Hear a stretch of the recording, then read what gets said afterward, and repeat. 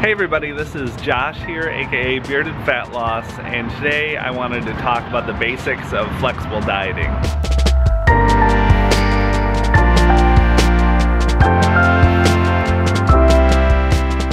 So I've been getting a few questions and comments here and there with people that aren't sure what flexible dieting is exactly, but I thought it would be a good idea just to lay out the basics as to what exactly it is and kind of how to begin and figure it out. So flexible dieting is also known as if it fits your macros.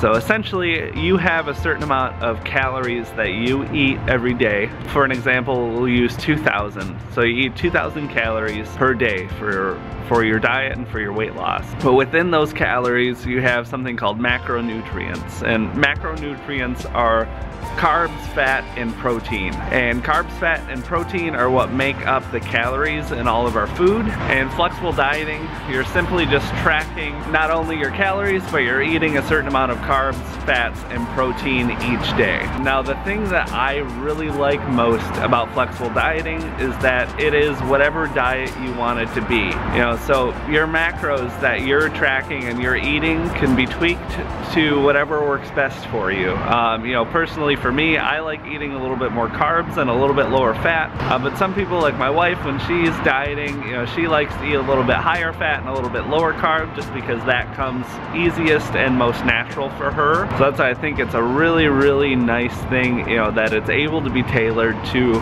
whatever is going to work best for you. You know, a higher adherence rate on your diet, so it's just setting you up for a lot better longer term success. And the other big important thing with flexible dieting, you know, beyond setting up your macros to fit whatever is going to work best for your lifestyle, you can eat whatever food you would like. As long as you hit those numbers, there is no food or type of food or certain anything that is off limits.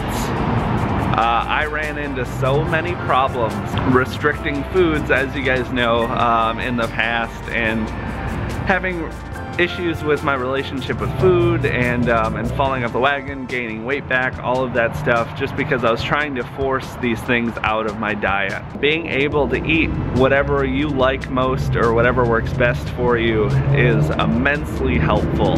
But yeah, so you can factor in junk food on occasion. You can have, you know, anything you can think of, you can eat it. You know, I don't think really specific strict meal plans or really restrictive types of eating are going to be beneficial for the majority of people. So I think having that open to interpretation for each and every person is great. And you'll notice I don't give a lot of specific advice because I probably eat different things from what you, or I probably like different foods than what you like. You know, I think having those meal ideas is really beneficial. Definitely we'll have more of those coming soon, but I don't like having those really strict set meal plans or, you know, only eating this and that. So flexible dieting is just you know, it's basically any kind of diet you want it to be. You know, and I have a separate video that I will link. I'll put a little link here and I'll put one down in the description box, but I have a video called Where Do I Begin? And that talks about kind of how to set up the beginnings of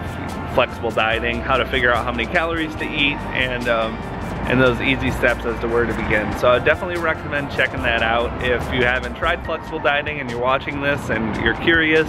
The basics of that video though, you want to figure out your TDEE, and that stands for total daily energy expenditure, aka how many calories you burn in a day.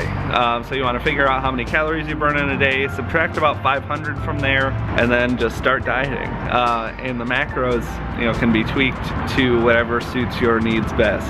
But that is going to wrap it up for the video here. Make sure to leave a comment below if you have any questions about this. I'm sure there's a thing or two that I forgot to mention. Just leave it below. I'll be happy to answer it for you. And give the video a like if you enjoyed it. It really does help me out. And as always, be sure to subscribe if you want to see more videos. I post new content every week. But until next time, I will talk to you all later. Have a good one.